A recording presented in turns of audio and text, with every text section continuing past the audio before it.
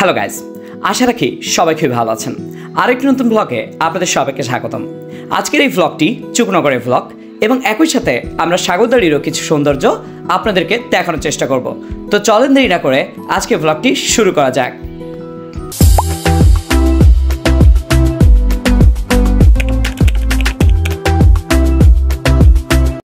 রাজারহাট বাজার থেকে সবাই বাইকে তেল নিয়ে প্রস্তুত হলাম। এরপর চুকনগরের উদ্দেশ্যে রওনা দিলাম। পথে যেন শুরু হলো ছোট্ট অ্যাডভেঞ্চার। পথের অসাধারণ সৌন্দর্য উপভোগ করতে করতে দীর্ঘ অপেক্ষার শেষে পৌঁছে গেলাম চুকনগরে।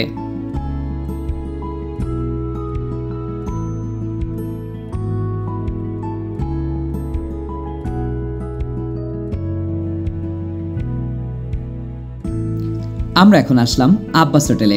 চুকনগরের বিখ্যাত আব্বাস হোটেল, যেখানে চুই ঝালের মাংস পাওয়া যায়।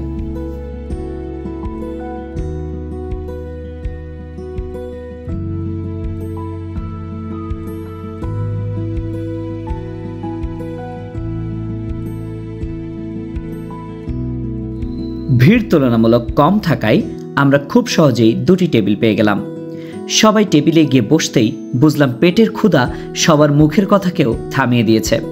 ক্যামেরার দিকে তাকাতে বলাই অনেকে কষ্ট করে হাসিও দিল। প্রতি পিস মাংসের মূল্য 220 টাকা।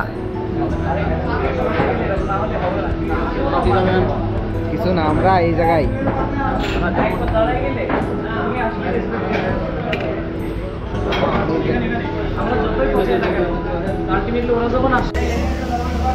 সলিড। আপনি কি খাবেন?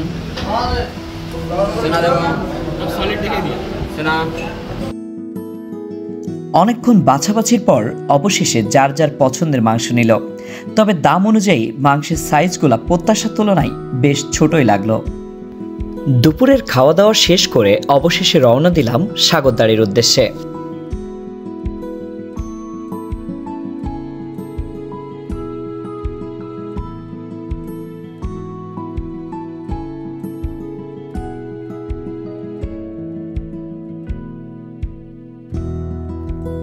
অনেকক্ষণ জার্নির পরে আমরা পৌঁছে গেলাম আমাদের কাঙ্ক্ষিত লক্ষ্যে, অর্থাৎ সাগরদাড়িতে।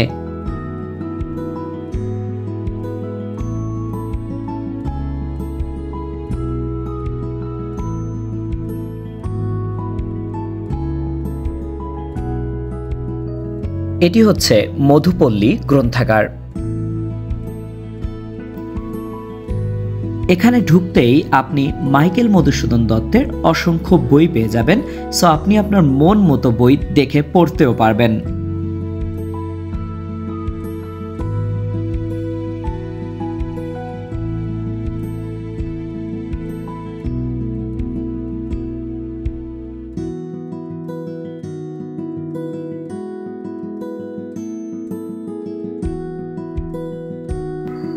এখন আমরা প্রবেশ করতেছি জাদুঘরে, কবি মাইকেল মধুসূদন দত্তের পৈতৃক বসতবাড়ি ও জাদুঘর। আমরা এখন এটা দেখার চেষ্টা করব। আসলে অনেক দূর জার্নি করে আসছি, তাই আমাদের একটু কষ্ট হয়ে গেছে, তবুও আমরা দেখানোর চেষ্টা করব।